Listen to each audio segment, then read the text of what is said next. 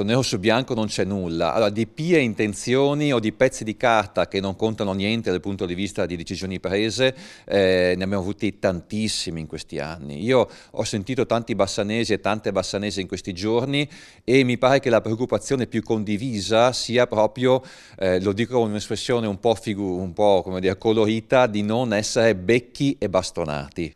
L'ex sindaco Riccardo Poletto non è certo tenero nei confronti della situazione che si è creata sulla riapertura del tribunale a Bassano.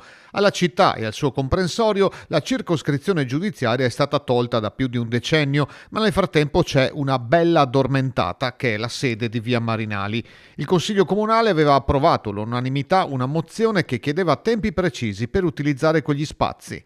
Quel termine è ampiamente scaduto. Se il sindaco ritiene, e credo che sia la cosa migliore da fare, dobbiamo tornare in Consiglio Comunale e darci dei tempi precisi. O il governo, entro quei tempi, per me massimo 6 mesi, forse già troppo, mette nero su bianco qualcosa, come dire, che possa costituire un punto di non ritorno per partire col nuovo tribunale, oppure non se ne fa nulla, non crediamo più alle illusioni e puntiamo a un altro progetto in via Marinali.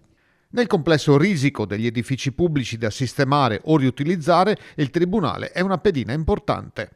Potrebbe essere una cittadella dei servizi in cui vengono accentrati tutti gli sportelli del comune di Bassano, dalla polizia locale ai tributi, ai servizi sociali, all'edilizia privata, in modo che il cittadino che deve dialogare col comune si rechi in un solo punto. Questo consentirebbe di liberare altri stabili che possono essere venduti, alienati, insomma permette in movimento anche un po' il centro storico e dargli, come dire, riattivare la sua vocazione direzionale.